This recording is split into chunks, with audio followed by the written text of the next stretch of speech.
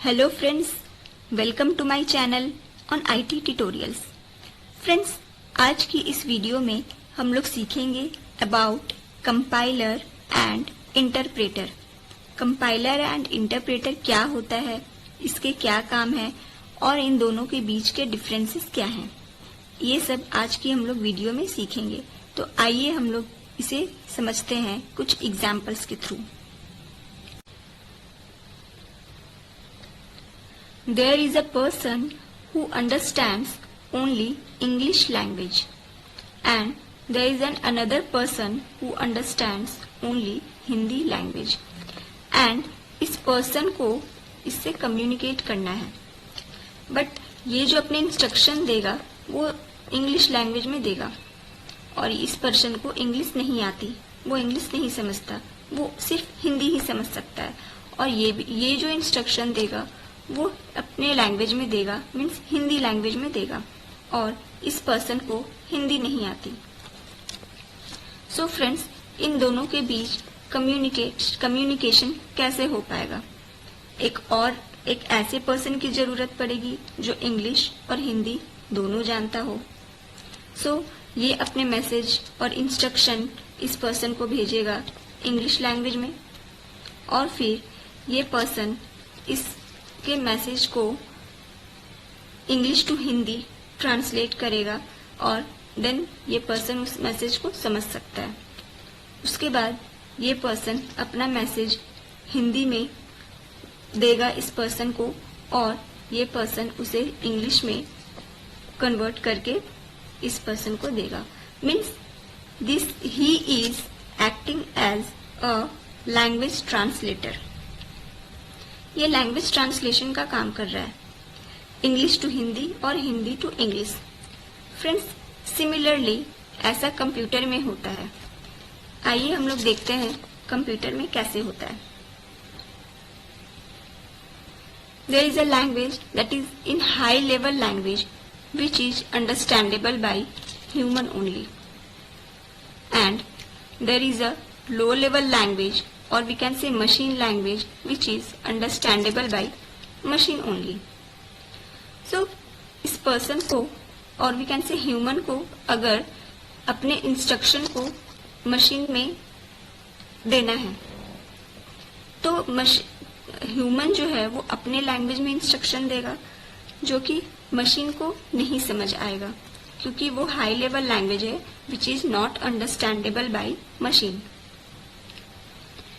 तो और मशीन जो भी अपने इंस्ट्रक्शन जो देगा ह्यूमन को, वो मशीन कोड्स में देगा।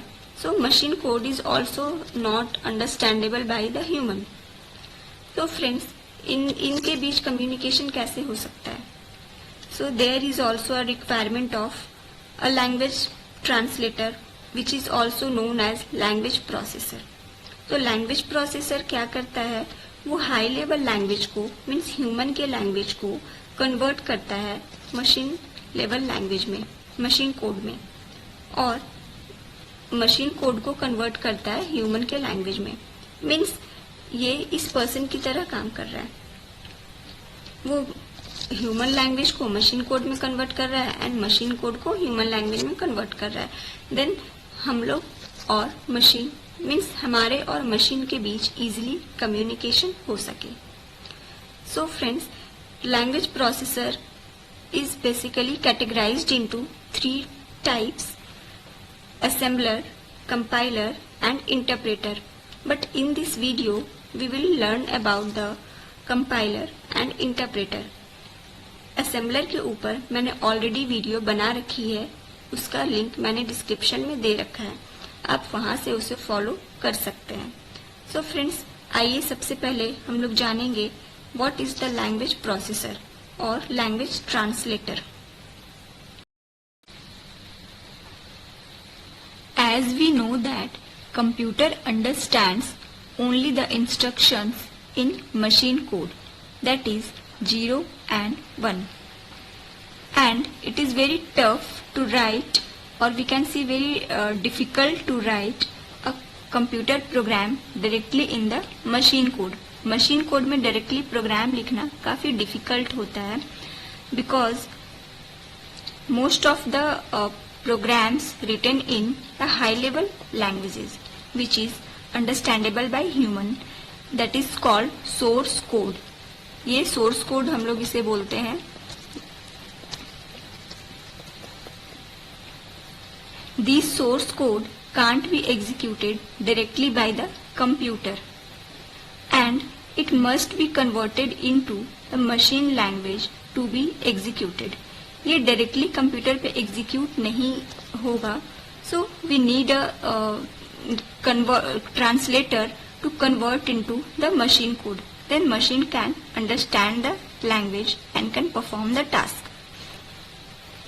So there is a special translator system software is used to translate the program written in the high level language into the machine code, that is called language processor. Language processor जो है वो high level language को machine code में convert करता है और assembly level language को भी मशीन कोड में कन्वर्ट करता है. So it is a language translator और also known as language processor, जो कि हमारे सोर्स कोड को मशीन लेवल लैंग्वेज में कन्वर्ट करता है ताकि मशीन उस चीज को समझ सके एंड हमारा जो भी टास्क है वो प्रॉपरली परफॉर्म हो and desired output we can get. So friends, language translator is categorized into 3 types, that is assembler, compiler and interpreter. So in this video we will discuss about the compiler and interpreter. So let's start with a compiler. So first of all, what is compiler? The language processor that reads the complete source program written in high level language and translates into an equivalent program in machine language is called compiler. Compiler जो है वो high level language को, जैसा कि हम लोग यहाँ पे देख सकते हैं, वो हाई लेवल लैंग्वेज को low level language means machine code में कन्वर्ट करता है, देन मशीन उसे इजीली समझ सके.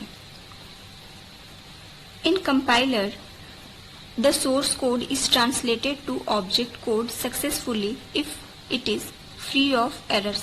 अगर इसमें कुछ भी errors नहीं होंगे then वो successfully compile हो जाएगा. The compiler specifies the errors at the end of the compilation. ये हमेशा end of the compilation में ही errors show करता है जब सारे source code को compile कर लेता है with the line numbers when there are any errors in the source code. अगर उसमें कुछ errors होंगे, जैसे कि ये सारा कोड है, वो सारा कोड एक बार कंपाइल हो जाएगा, फिर जहां जहां पे किस लाइन में क्या एरर्स है वो हमें कंपाइलर बताता है. The errors must be removed before the compiler can successfully recompile the source code again. और अगर हमें कुछ एरर शो करता है, अगर हमारे प्रोग्राम में, हमारे सोर्स कोड में किसी तरह का कोई भी एरर है तो वो कंपाइलर हमें बता देता है. देन हम लोग उस एरर्स को सॉल्व करके उसे रिकम्पाइल कर सकते हैं. देन रिकम्पाइलेशन से पहले हमें अपने एरर्स को सॉल्व करना होता है. देन नेक्स्ट टाइम जब हम लोग कंपाइल करेंगे तो वो हमारा जो सोर्स कोड होगा, जो प्रोग्राम होगा, वो एरर फ्री हो. सो here compiler is a language translator or also known as language processor. Now we'll see about the advantages of compiler. It runs faster. The source code is already compiled. Friends, जो हमारा source code है अगर वो successfully compile हो जाता है then उसका execution काफी फास्ट हो जाता है एंड हम लोग उसके डायरेक्टली एग्जीक्यूटेबल फाइल से भी उसे एग्जीक्यूट कर सकते हैं.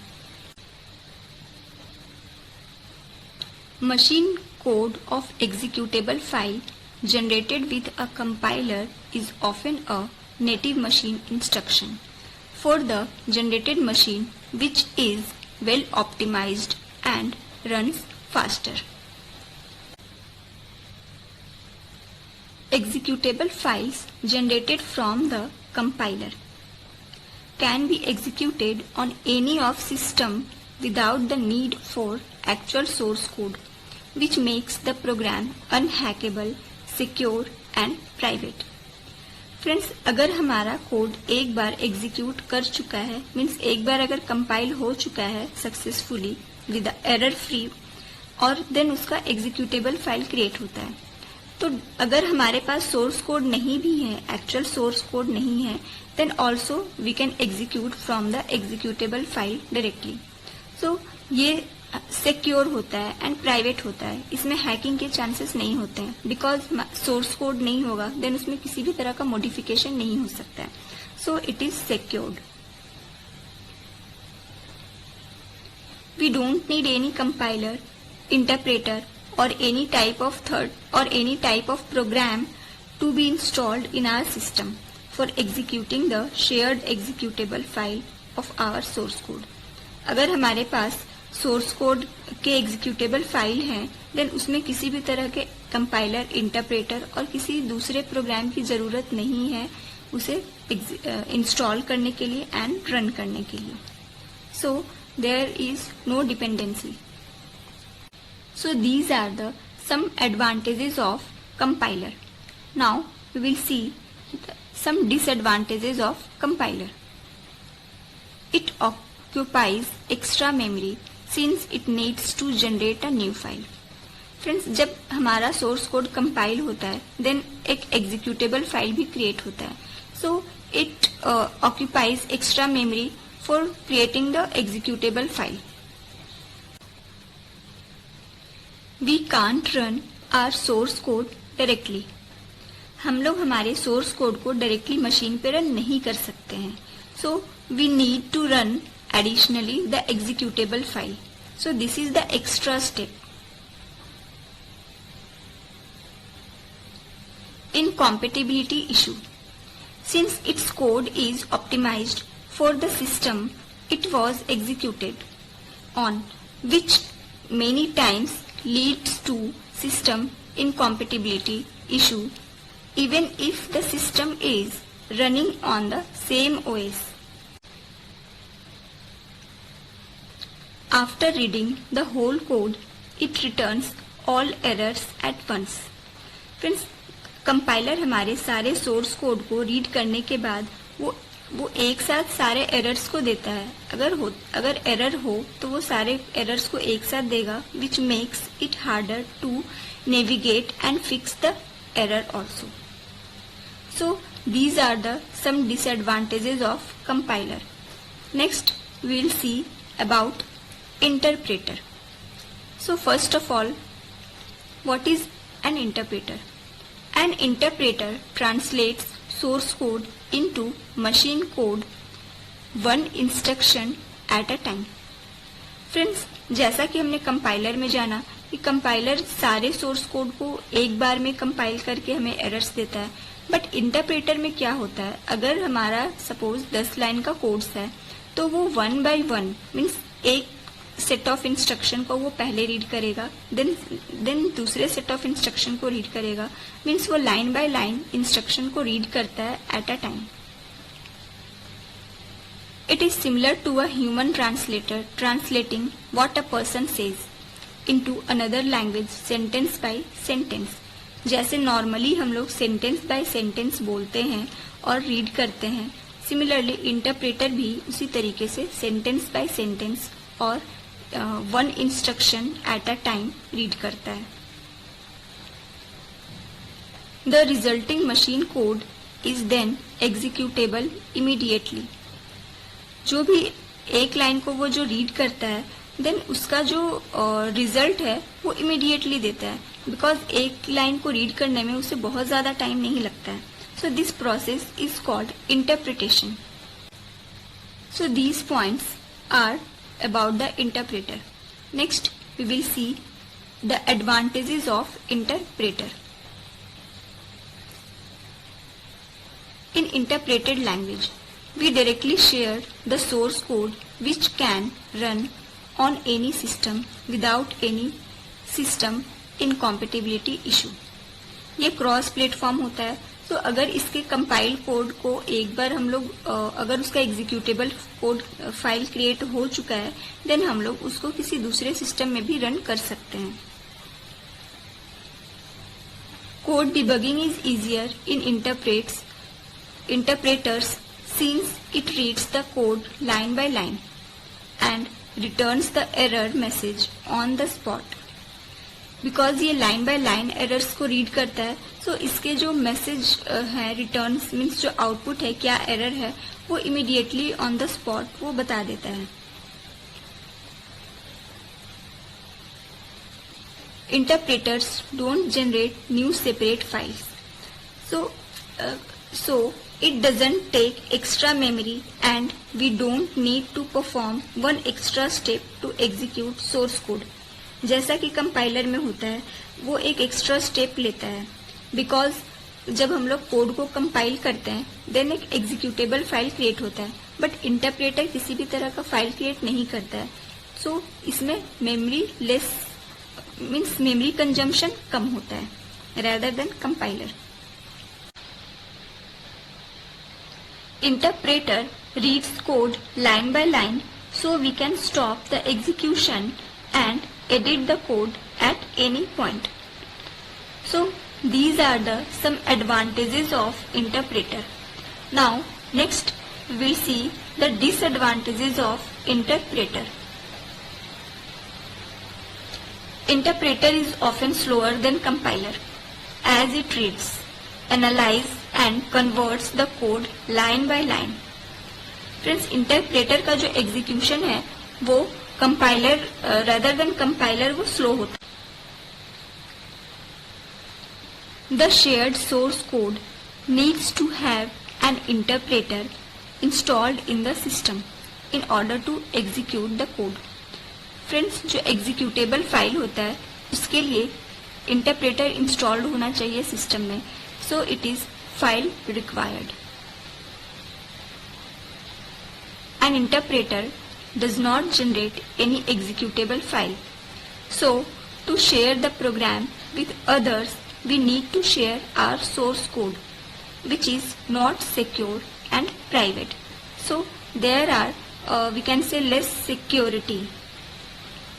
So these are the some disadvantages of interpreter. Next, we will discuss about the difference between compiler and interpreter. अब तक हमने जाना compiler क्या होता है, interpreter क्या होता है, and advantages and disadvantages of both. But अब हम लोग देखेंगे दोनों के बीच difference क्या है, because हमने अब तक देखा कि कंपाइलर भी हाई लेवल लैंग्वेज में मशीन कोड में कन्वर्ट कर रहा है एंड इंटरप्रेटर भी एक लैंग्वेज से दूसरे लैंग्वेज में कन्वर्ट कर रहा है मशीन कोड में. बट दोनों के बीच में डिफरेंस क्या है, let's C.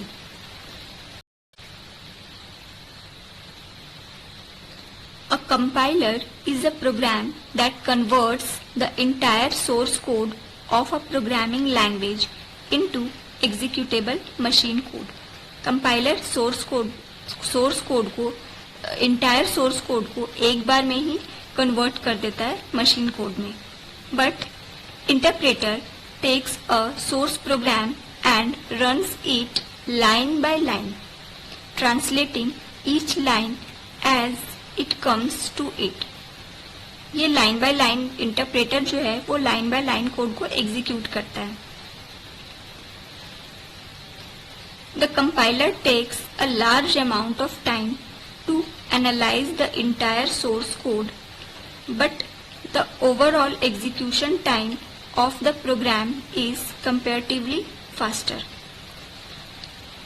But in interpreter takes less amount of time to analyze the source code, but the overall execution time of the program is slower. The compiler generates the error message only after scanning the whole program. So debugging is comparatively hard as the error can be present anywhere in the program. But in interpreter, its debugging is easier as it continues translating the program until the error is met. The compiler requires a lot of memory for generating object codes. but interpreter requires less memory than a compiler because no object code is generated. It generates intermediate object code. In interpreter, no intermediate object code is generated. For security purpose, compiler is more useful, but interpreter is a little unsafe in the case of security. So friends, these are the differences between compiler and interpreter. So friends, आज की इस video में हमने सीखा about compiler, interpreter and दोनों के बीच के difference को, about the language translator and compiler और इंटरप्रेटर हमारे कंप्यूटर लैंग्वेज में कैसे वर्क करता है और दोनों के बीच के डिफरेंस क्या है. सो फ्रेंड्स, अगर ये वीडियो आपको हेल्पफुल लगी हो, इंफॉर्मेटिव लगी हो, तो प्लीज़ वीडियो को लाइक करें, शेयर करें और अगर आप इस चैनल पे नए हैं तो चैनल को सब्सक्राइब करें और बेल आइकन को प्रेस करें ताकि आपको हर वीडियो के नोटिफिकेशन टाइम टू टाइम मिलती रहे. Thank you.